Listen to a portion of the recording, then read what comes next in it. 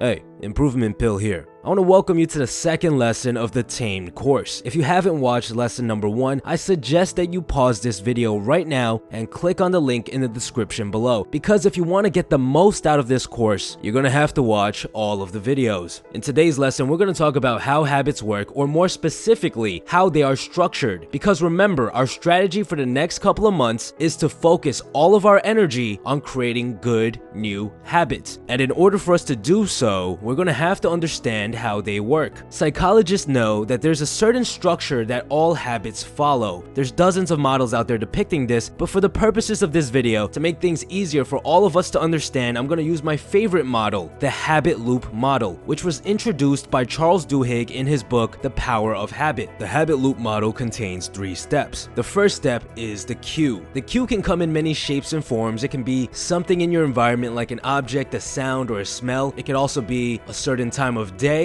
a location, or even an emotion. Whatever it is, the cue serves one purpose. It tells your brain that it should start the habit. And that's where the next step of the habit loop comes in. The second step of the habit loop is called the routine. The routine is the actual habit itself. It's the behavior that you perform. So if you have a bad habit of smoking cigarettes, it's the act of taking out your pack, lighting your cigarette, and taking a pull. This entire process is the routine. The third and final step of the habit loop is the reward. The reward can come in many shapes and forms, and it varies from person to person. It can even be a combination of different things. For our example of smoking cigarettes, it could be a quick spike in our dopamine levels, which nicotine provides. It could be a break from work, or it could even be the good feeling that comes from socializing for people that like to smoke in groups. The reason the habit loop is called a loop is because of the reward. If the reward for the habit is satisfying enough, your brain says, okay, if this cue appears and we do this routine, then we get a good reward. And it keeps this information tucked away for next time. So the next time the cue appears, your brain says, oh look,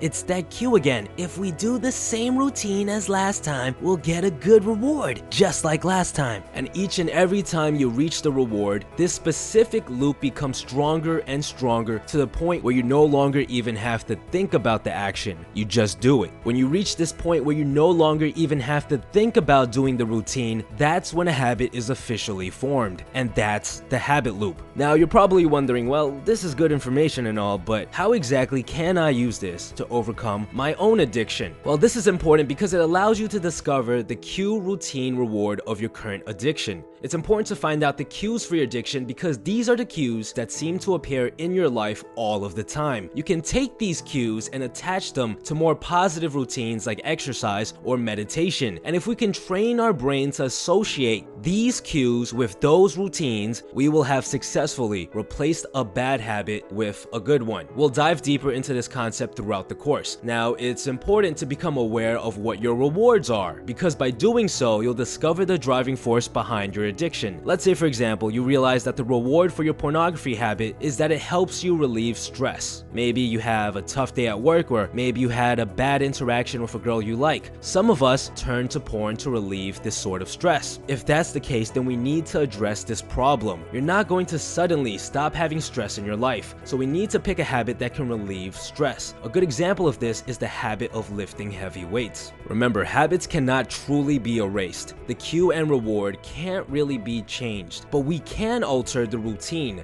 and that's the idea behind this entire course. Replace, not erase. So what I want you to do right now is to grab a pen and paper and start sketching out the habit loop for your own addiction. The routine is pretty obvious. It's the bad habit itself, but the cue can be a little tricky. Most of the time, there's more than one cue. There's a variety of different situations that prompts us to indulge in our addiction. So think of as many as possible and write them down. For example, here's a list of the cues that I wrote back in the day when I was in the process of overcoming my own pornography addiction.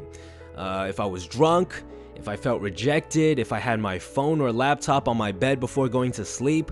Now, when it comes to identifying the rewards, it can be a bit tricky as well. For one, every single bad habit that is addictive involves an increase in dopamine levels, but we have to dig deeper than that and uncover the main rewards that we crave. In the book The Power of Habit, Charles Duhigg looked at his bad habit of eating cookies every single day. At first glance, you might think, well, the reward is probably the sugar rush or the satisfaction of hunger. But Duhigg soon discovered that it was actually the reward of socializing, because he would get up from his desk, walk to the cafeteria, buy the cookie, and talk to his coworkers. He discovered this by noticing that just eating the cookie wasn't enough to keep him satisfied. He would always want more. We need to think about our own addiction with this attention to detail. A bad habit like pornography might provide you with a sense of validation, because to your brain, there's hundreds of girls that want to sleep with you. Another reward could be the fact that it helps you fall asleep. It could also be something that relieves stress. Or maybe it could be something that makes you feel like you accomplished something. There's many possibilities. And the only way to really determine what the rewards are is by analyzing your own life. If you're someone who doesn't feel the urges to masturbate after spending the entire day having a great time with your friends, then the reward for your addiction might be that it satisfies your social needs. If you don't feel the urges to masturbate when you get a massage one day after feeling stressed at work, your reward for your pornography addiction might be the fact that it relieves stress. So it's really up to you to think about this part carefully and hypothesize what the rewards are for your addiction. Chances are you're not going to finish this diagram in one sitting. You're probably going to think of some cues and come to the realization about the rewards throughout the next week or so. So make sure you add those to your diagram, because it's going to play an extremely important role throughout this course. In our next lesson, we're going to talk about how long it takes to form a habit. There's a huge misconception going around about this. Some people say it takes 21 days, some say it takes 90. For the most part, they're all wrong. The Tamed course was brought to you for absolutely free with the help of the patrons of this channel. If you're someone who has found value in this course or would like to help me continue to make these types of videos for free, then you should visit my Patreon page right here or in the description below to check out the perks of becoming a patron. And besides that, stay tuned.